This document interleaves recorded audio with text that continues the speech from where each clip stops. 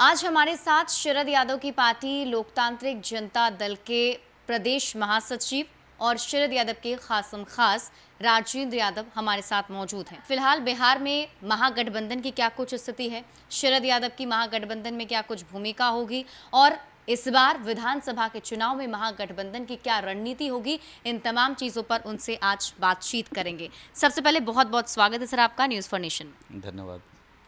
सबसे पहला सवाल मेरा यही है कि महागठबंधन में अभी बहुत कुछ चल रहा है, सीटों के बंटवारे पर बातचीत हो रही है, कई सारे दल जो हैं अपनी अपनी दावेदारी पेश कर रहे हैं, लेकिन कहीं ना कहीं लोकतांत्रिक जनता दल जो है अभी उसकी कोई भूमिका नहीं दिख रही। और हमने ये भी सुना था कि शरद यादव बीमार पड़ गए थे और अभी ही अस्पताल से बाहर आए हैं। फिलहाल महागठबंधन में उनकी क्या कुछ भूमिका होगी?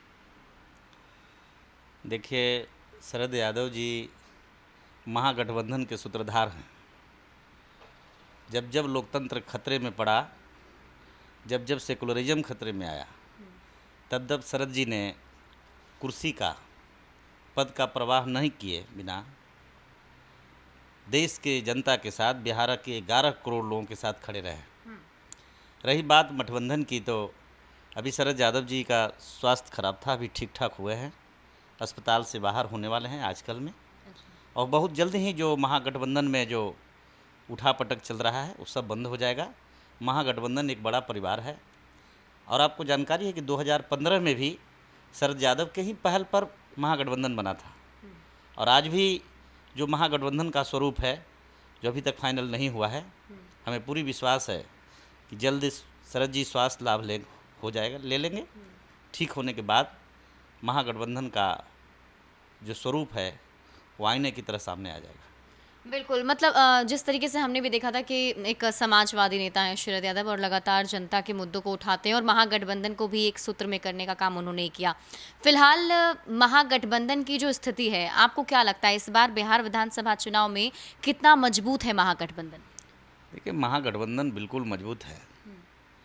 15 साल का जो नीतीश कुमार जी का शासन रहा है और आज जो दिल्ली में डबल इंजन की सरकार है, दिल्ली और बिहार की सरकार, सारा देश जानता है और बिहार के लोग भी जानते हैं। आज पूरा बिहार कराह रहा है कोरोना महामारी में।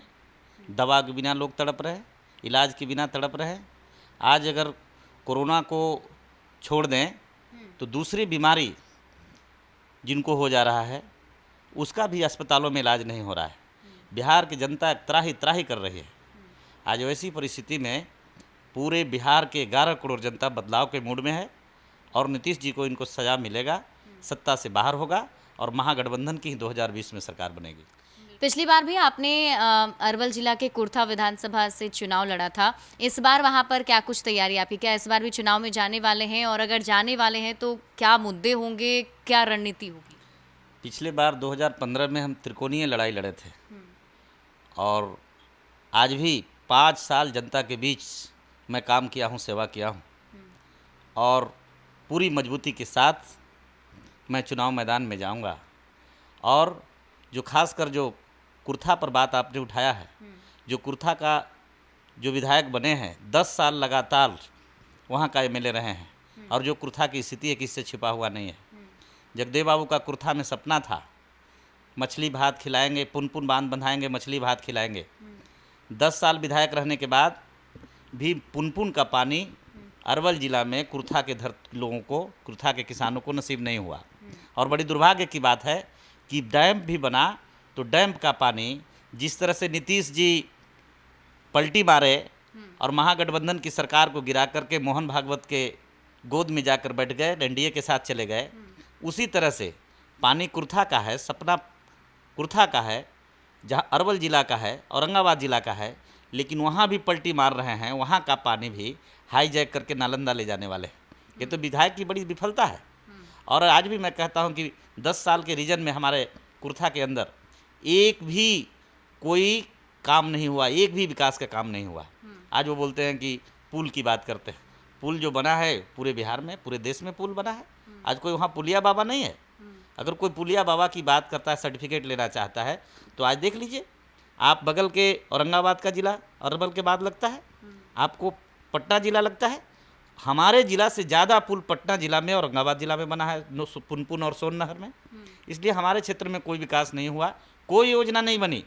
कोई 10 साल में हमारे डिस्ट्रिक्ट में या हमारे कुर्था में कोई टेक्नोलॉजी का कॉलेज, कोई संस्थान नहीं खुल सका, ये कोई पावर ग्रिड नहीं बन सका, कोई एम्यूनिटीज नहीं मिला विशेष खासकर। जैसे आज बिहार के अन्य जिलों में जो एमएलए, मैं धन्यवाद देना चाहूँगा दूसरे क्षेत्र के एमएलए को, विधायकों, जो अपने क्षेत्र में, आज नालंदा में आप देखिए या और कुछ जगहों पर देखिए, जो विधानसभा में खड़ा होकर मुख्यमंत्री के सामने आंखों में आंखें डालकर क्षेत्र के विकास की बात करके अपने यहाँ योजना ले गए। लेकिन हमारे यहाँ निकामा और नकारा विधायक जो कभी आंखें चुराकर भी मुख्यमंत्री से बात नहीं कर सके, विधानसभा में बात नहीं कर सके, और विकास की एक छोटा अंश, एक टुकड़ा भी हमारे क्षेत्र में नहीं जा सका।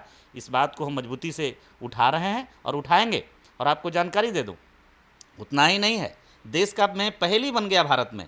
भारत के जीके में आप पढ़ते होंगे कि इंडिया में कौन सा ऐसा जिला है जहां रेलवे का संपर्क नहीं है, रेलवे लाइन नहीं।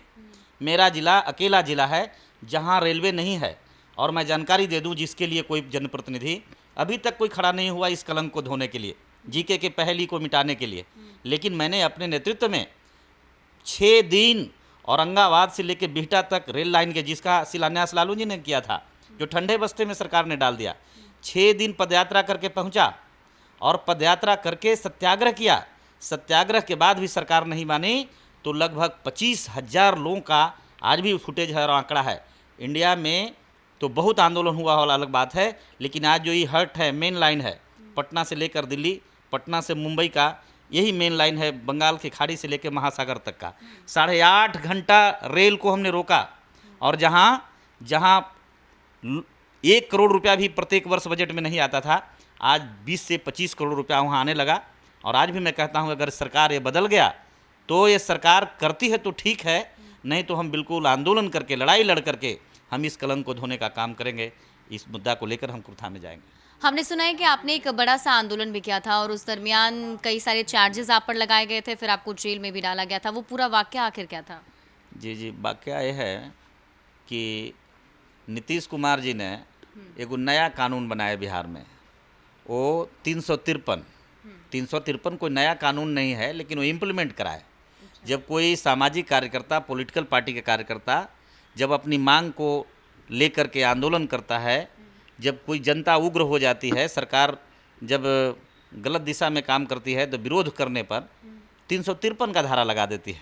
तो बिल्कुल एक डेमोक्रेसी के खिलाफ है, लोकतंत्र के खिलाफ है। विरोध करना हमारा एक शस्त्र है, इसको हम कैसे बंद कर सकते हैं? हमने इसके लिए सत्याग्रह किया और सत्याग्रह कर रहे थे। 9वें सत्याग्रह के 9वें दिन पूरे जिला के पुलिस 3 बजे रात में उठाकर और कांको के जेल में डाल दिया। उनको लगा था कि कांको जेल जाने के बाद में आंदोलन बंद हो जाएगा। लेकिन फक्र की बात है, मैं धन्यवाद देना चाहूँगा सारे बंदी और सादे कैदियों को, जो हमारे नेतृत्व में सारे लोग खड़ा हुए। 353 के साथ साथ जेल मैनुअल के लिए, जेल में कुव्यवस्था है उसके लिए, जेल में जो अन्याय अत्याचार जेलर और सुप्रिटेंडेंट द्वारा होता है उसके खिलाफ पूरे लोग गुलबंद होकर के और 6 दिन वहाँ आंदोलन हुआ। और ये बड़ी फक्र की बात है कि गांधी के ज़माने में भी सत्याग्रह आंदोलन होता था जेल में, लेकिन 2, 4, 5 लोग। लेकिन एक ऐतिहासिक घटना है कि उस जेल में जहाँ एमसीसी के लोग थे, जहाँ रणवीर सेना के लोग थे, जहाँ पीपुल्स वार के लोग थे, जहाँ जाति पार्टी में बटे हुए लोग थे, लेकिन उस सवाल पर मेरे नेतृत्व में इकट्ठा होकर के 6 दिन जेल में चूल्हा नहीं जला। और जब तक जेल मैनुअल और जेल के बंदी कैदियों का जितना डिमांड था पूरा नहीं हो गया, तब तक ये आंदोलन, और आज भी मुकदमा चल रहा है। हम आगे भी विश्वास दिलाना चाहेंगे बिहार की जनता को कि अगर हमें कभी मौका मिला, अवसर हम अगर पाए, तो बिल्कुल हम जिस 353 काला कानून है, इस 353 काला कानून से भी बिहार की जनता को हम निजात दिलाने का काम करेंगे। बिल्कुल, लगातार आप लोग क्षेत्र में दौरा भी कर रहे हैं, लोगों के बीच भी जाते हैं, मदद भी करते हैं लोगों की, क्योंकि कोरोना की वजह से बहुत लोग परेशान हैं। जनता के मूड को भी आपने जाना होगा, चुनाव लड़ने की तैयारी, तो कुछ फीडबैक भी लिए होंगे आप लोग। क्या लगता है इस बार जनता क्या चाहती है? एनडीए वर्सेस महागठबंधन जो चुनाव होने वाला है बिहार में, किसका पलड़ा आपको ज़्यादा भारी लगता है और जनता का मिजाज क्या है? नहीं, देखिए, जो जनता का मिजाज है, जनता नीतीश जी से उब चुकी है। सारा देश जानता है कि नीतीश जी जो आज मुख्यमंत्री हैं, नीतीश जी कोई अपने काम पर नहीं है, नीतीश जी तोड़ जोड़ पर है। ये मौसम के वैज्ञानिक की तरह उनका भी दिमाग चलता है। कभी इस धारा में आ जाते हैं मुख्यमंत्री बनने के लिए, तो कभी दूसरे धारा में चले जाते हैं। इसलिए मैं आज भी कहता हूँ बिहार की जनता बिल्कुल बदलाव के मूड में है, और बिहार के 11 करोड़ जनता उनको इस बात की सज़ा देगी कि 2017 में जो मैंडेट लेकर आए थे, जनादेश लेकर आए थे, वो जनादेश महागठबंधन के लिए लेकर के आए थे, और महागठबंधन के जनादेश को अपहरण करने का काम किया और जाकर के बीजेपी के साथ सरकार बना लिए। इसका सज़ा बिहार की जनता जरूर देगी उनको। बिल्कुल, बहुत बहुत शुक्रिया सर हमारे साथ जुड़ने के लिए और बातचीत करने के लिए। तो हमारे साथ लोकतांत्रिक जनता दल के प्रदेश महासचिव राजेंद्र यादव थे, जिन्होंने साफ साफ कहा है कि इस बार जनता बदलाव के मूड में है और बिहार में महागठबंधन बिल्कुल ही मजबूत स्थिति में है और चुनाव से पहले सब कुछ क्लियर हो जाएगा और इस बार महागठबंधन की जीत बिहार में सुनिश्चित है। ज़्यादा अपडेट के लिए आप जुड़े रहिए न्यूज़ फॉर नेशन के साथ। नमस्कार।